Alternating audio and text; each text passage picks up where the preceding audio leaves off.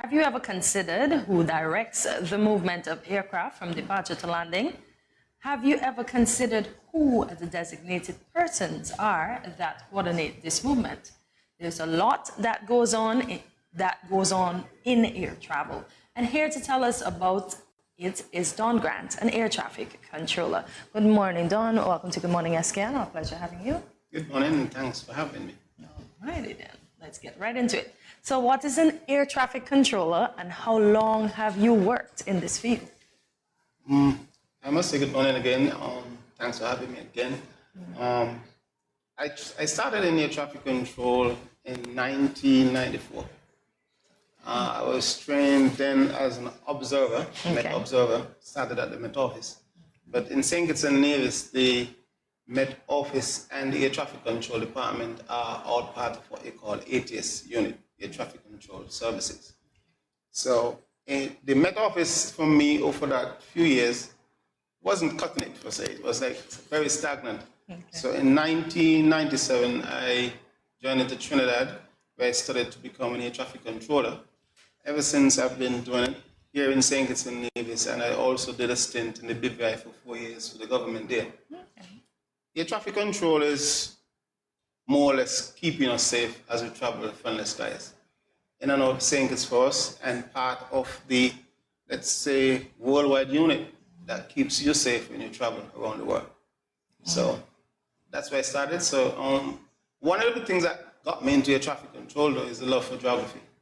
I did a little series the other day at the Sustainable Development Ministry, where we were talking about geography in the world. So I did have to expand on what and why I got into air traffic control back then. But I've been in it some 20 plus years. It's almost time for me to stop. Really? Yes. Yes. Oh, wow. All right. So what are some of the challenges that, come with the job? The challenges are many, but it's what you do with the challenges. Just recently, I saw a video of a situation that happened in the Trinidad airspace, where a JetBlue and Cal had a so-called incident. We term it incident as opposed to accident. Yes. Because what we do, we are supposed to make sure that mistakes aren't made, and if mistakes are made, you correct it in reasonable time to avoid an accident. In St. Kitts and Nevis, however, we are faced with the challenges of the competition between our neighbors. Remember, we all work in tandem. St. Martin has a European influence, so they have bigger aircraft going in daily from the mainland, France, Dutch, depends on how we look at it, and the US. And Tiga, who is outside of us, 20 miles, 54 miles, 20 minutes flying there, they also went into air traffic control years ahead of us. So we are more or less boxed in a small frame. Now, I know that we have a new Minister of Civil Aviation and Tourism, and I know the challenges that they're trying to make sure they could encourage passengers to come to our state. One of the things that we as controllers look at every day, we look back at the past and we come forward. The days when we had the American Eagle, we had 3, 4, 5, 6 flights per day into Puerto Rico, Caribbean Star, Leat, Caribbean Sun, Guinea, all those small commuters, commercial airlines. But we now have the American airline that provide that 1 flight per day. But the handicap for us, when something happened for weather and that American have to miss their approach into St. Kitts and return to the US, St. Kitts and Nevis passengers and our tourists are left without a choice. And that for us, even though we are not part of we're just a small part of the apparatus, where the tourism department and ministry is concerned, we ourselves are affected because do we sit in the control tower for 6 hours or 8 hours not doing anything? We don't want that. So one of the things we look at, we don't know if persons are listening, but we would like St. Kitts and Nevis to be sold as one, and all those other airports that have the European, American, Asian influence that persons travel to, we would like the governments to see and make sure that we have a regular commuter service between those islands and St. Kitts and Nevis, so that our people will always be able to travel. First of all, our locals and our visitors will be able to get into St. Kitts and Nevis. All right, so those are some of the challenges. And that's a holistic value on the Federation, but at our end, we have issues with birds. How do we get rid of birds on a day when we're busy? We have to cut the grass, and we love more grass cutting than birds. So we are controllers, we have that overall view of the airport, and that's the reason why it's in air traffic control. We do two parts of it: ground control, air drone, and we do air approach. There's three parts. And when you land an aircraft, clear an aircraft to land, you must watch that runway before you even decide to make that decision to clear him to land. Why? You control the runways, the taxiways, limited movement on the apron, that's the area that the aircraft park. But if I clear an aircraft to land and at the same time a tractor is cutting grass, birds are flying in the vicinity, someone is trying to cross the runway, guess what happens? Put my job in jeopardy and the country in jeopardy. Yeah. So we are tasked with that overall watchful eye of the Federation skies and runway on a daily basis. As I drove into the building today, I remember telling my coworker, today's the 20th. Today's actually International Air Traffic Controllers Day. And I realized why I got the call.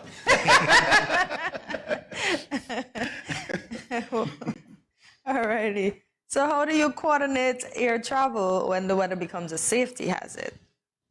We're trained to do such. Okay. Just like the pilots, there are two levels of travel. Air traffic control in terms of how pilots fly.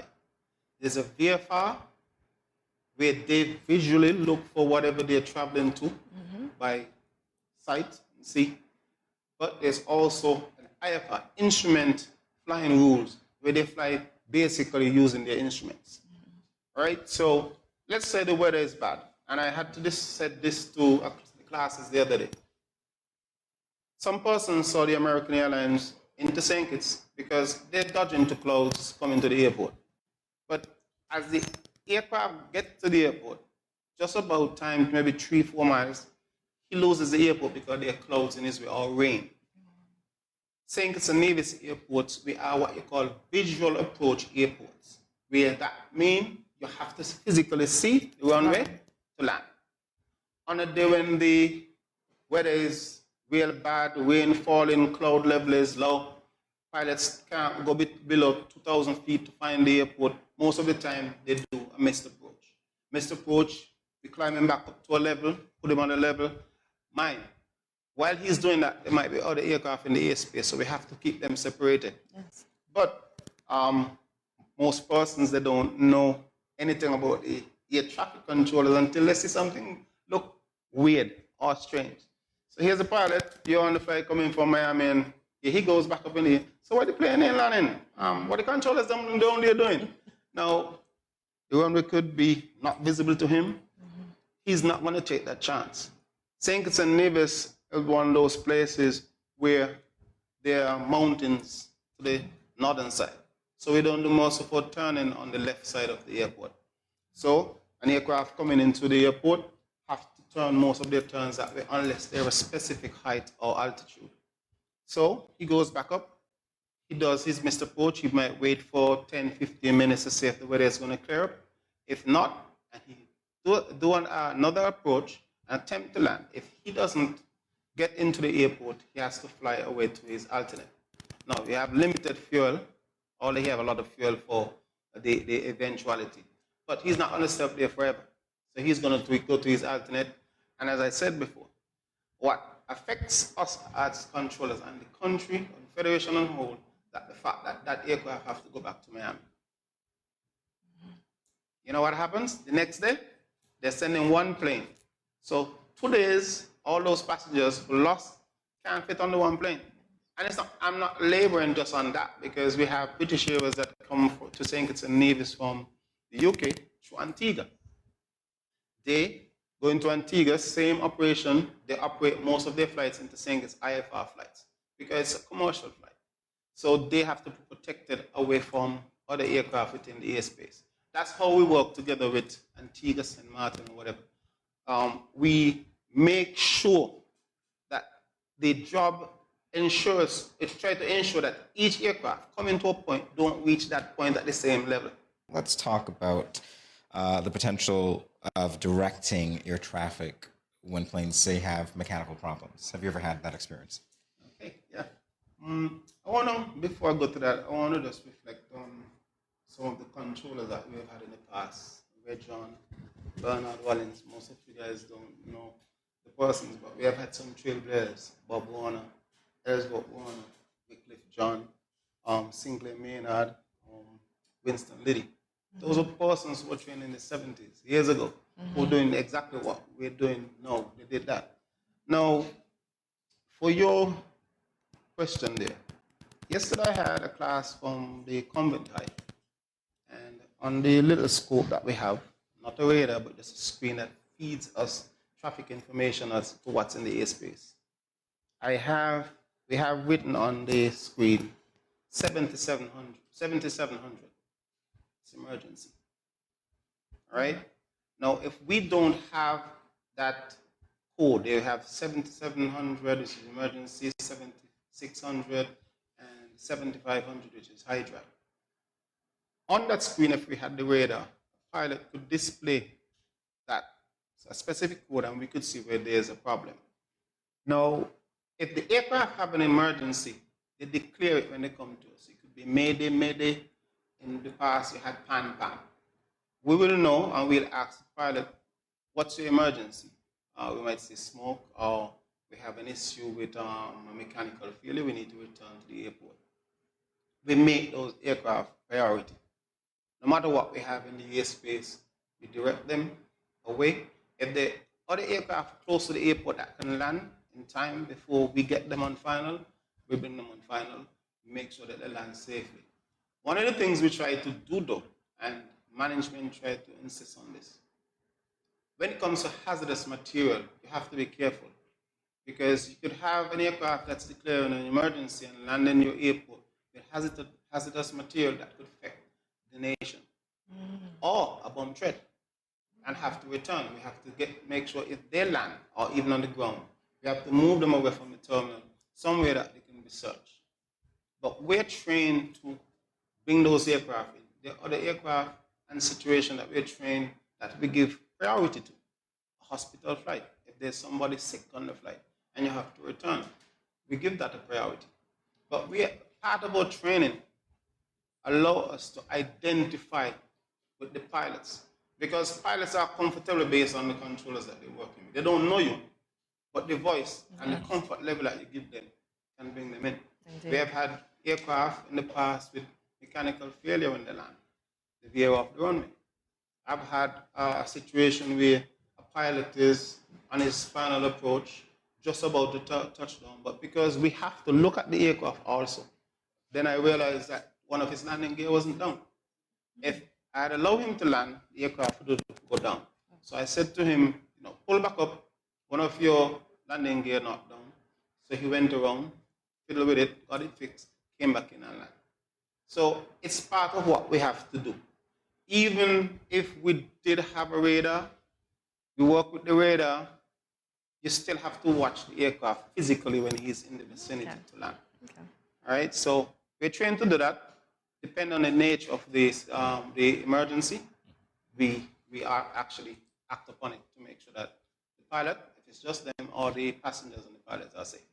So like the invisible heroes. That nobody see. Indeed. I asked, when I did the sustainable development lecture the other day at sustainable development to the students, my first question to them was, do you know what an air traffic controller is? And most persons come to the airport and they see some guys, and I'm not playing down those guys because they have a role to play. You just hear them go, "You guys are doing this." I'm like, no, those are the marshallers. That's actually a page in our document that we're training. But they have their role because they have to park and make sure. And over the past few years or few months, we have had a lot of incidents where a pilot or plane hit something, hit another aircraft on the ground. It's part of the complacency that we have, but we are trained, refreshed. Recently, myself and the senior air traffic controller, we became assessors or examiners.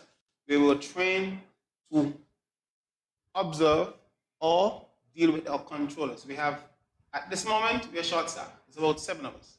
But we had to make sure that all of our controllers are compliant, competent, go through their phases, look at their physiology. Yesterday, I had a conversation with a young man on the phone and put on the phone to speak to an aircraft. And by the time I was finished with the aircraft and the aircraft was gone, got back to the phone, he was like, "Hey, Don, you understand what the plane was saying?" I said, "Yeah, you won't, but I will."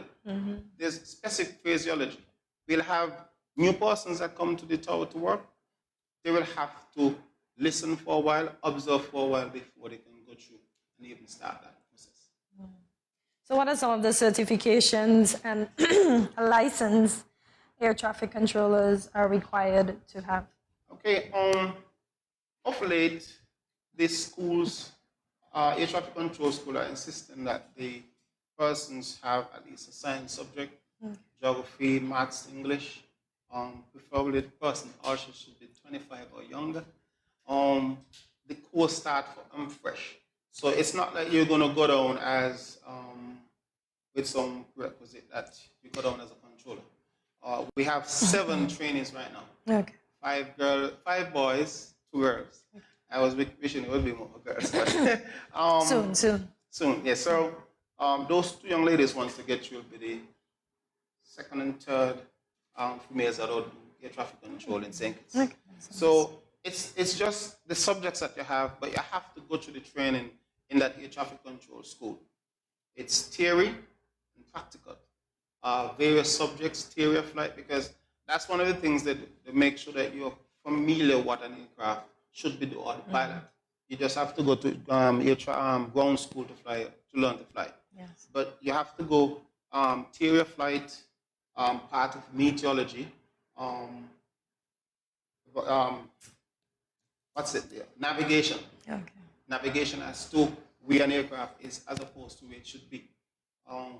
Tracking an aircraft, for example. Some of the things that affect the aircraft in the airspace is the wind, so it drifts. You understand? So the aircraft will be flying to that point, but it's drifting that way because of the wind. So it's not really something that you have to, but there's the subjects that expose you, like the geography and the maths and the physics. They have asked for that. Ask that the persons are young. Even in the US, they ask you to get into air traffic control before you're 30. Okay. Most of the controllers in the US, because they're predisposed to colleges all over, some of them will have a degree before they go in. But it's not this way in the Caribbean.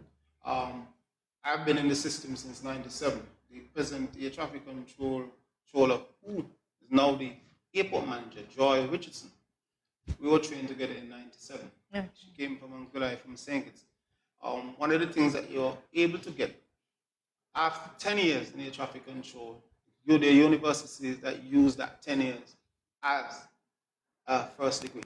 Okay. So you can do your master's. I'm not fortunate because I didn't do it. You still can. You still can. I still can. Yes, I think eventually I have to, because, as I said, and I was reading the document this morning, I'm in my 50s. And I don't think I'm going to be a controller until I'm 61 or 62. Why not? I thought you said you love it. Your eyesight. Oh, your eyesight. Okay. Get glasses. I do wear glasses. But my boss is not watching. We are the most tested medically persons in St. Kitts. Okay. Your traffic controllers, once you're over 40, every year you have to do a medical. Okay. Once you're below 40, it's every 2 years. Okay. So those are also part of the things that you have to do. But you have to go through your phases all the time. Physiology. Make sure your eyes are, 20/20, not 20/20 all the time. But once you go to that school, you have to make sure you pass it with 70% or above. Okay. If they see you struggling below, most of the time you don't complete. Okay. But it's practical and theory, a lot of work. But it's in a short space. Sometimes it's 6 months, sometimes it's 9. You have to come back home. So a person could go to air traffic control school for 6 or 9 months. Okay. But you don't become an actual air traffic controller for all this for 2 years. Oh, wow. Because you have to go through your phases at the desk. Okay. All right? Well, Don, it's been a delightful conversation. Yes. Thank you for joining us and shedding some light on what you do, because it's really involved, and a lot of us really didn't know. Yes. Yeah, We appreciate I that. know. And I was glad because I think that we take the job for granted in St. Kitts and Nevis around the world. I know persons will ask me, Don, what do? You don't work? Because I have days off. Okay. And I was also involved in running football for 12 years, Okay. which was a elected voluntary job which you don't get paid for. Okay. So persons say, you're not working by the Football Association anymore? No, I'm not an elected member anymore, but I didn't get paid for that service. Okay. My job as an air traffic controller is what sustains me. Okay. And a job that you seem to do quite well. Yes. So Yes. thank you very much for keeping us free of Before accidents. I go though, I want to Yes. say happy International Air Traffic Controllers Day to my fellow controllers in St. Kitts and Nevis. That's your camera, Don. Yes, there are guys who work in Nevis that I know. Mr. Sutton and the other guys over there.